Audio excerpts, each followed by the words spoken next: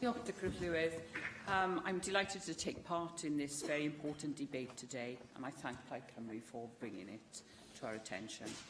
Homelessness in the 21st century is morally reprehensible.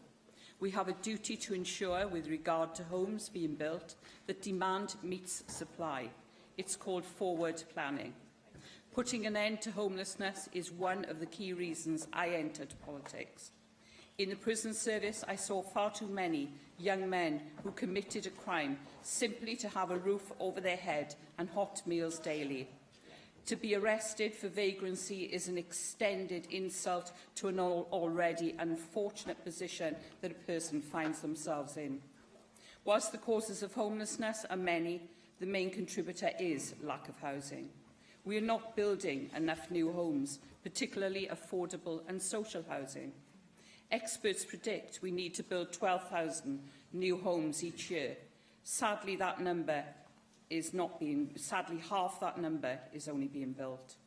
This lack of housing has resulted in 2,652 households becoming homeless between April and June this year, and saw nearly an additional 2,000 threatened with becoming homeless within 8 weeks. There are around 2,000 houses in temporary accommodation, and over 200 of those in bed and breakfast. 13% of those in bed and breakfast were families with children, and this is totally unacceptable. These families need homes urgently, yet there is not enough social housing or affordable housing to meet that need. The Welsh...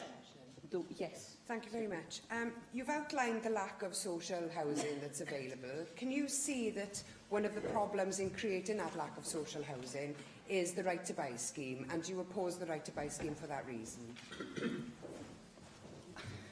I think that when there was a Right to Buy scheme, I think the money that was taken from the Right to Buy scheme should have been reinvested in social housing. These families need homes urgently, yet there is not enough social housing to meet that need.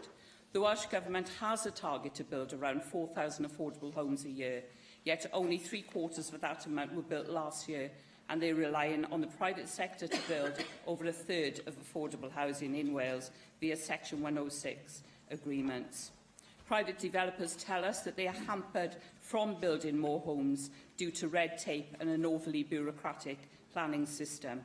They also state there is an inadequate supply of land and additional costs as a result of building regulations and the methods required to build on new developments. Simply put, Wales is a less desirable place to build houses.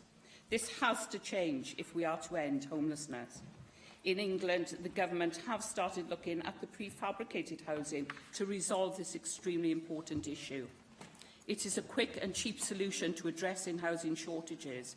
It was the use of prefabs that helped address housing shortages after the war. Modern, modular, prefabricated housing is far more advanced than the prefabs of the past. They can be built on brownfield sites subject to securing the right surveys of that land. They can be converted from eco-friendly materials and are highly energy efficient, saving homeowners money on electricity heating costs. They are flexible and can be tailored to the needs of the homeowner, and some types of modular homes can be reconfigured to meet future needs. A 2-bedroom home can be built for around £50,000 and can be installed in days. What are we waiting for? Flat-packed homes, brownfield sites are the answer. As a person passionate about my country, I would not be representing Wales or the people in it, or the homeless people, if I did not highlight the following real-life situation. A gentleman in Swansea spoke to me about his urgent situation. He and his wife, aged 63, were living in their car. He had been made redundant and given a small amount of money, not enough to pay his mortgage off. They lived off the proceeds of his redundancy and inquired about social housing. He applied for around 120 jobs. Nothing came to fruition. He sold his house, but there was no profit, and at the end of it, he could not obtain social housing. He explained that they were left to live in a car, and his wife had osteoporosis. "We have been left behind," he said. "Our taxes we willingly gave, but in our time of need, we received nothing. We were left to live and die in our car." Also, a person leaving prison with no place to go only helps them to go back into the community that they came from and perhaps re-offend. Listening to this, there has to be priority. When we eradicate homelessness in Wales and treat people such as our armed forces veterans with the respect and the houses upon their return, can we then truly say that we can hold our heads high?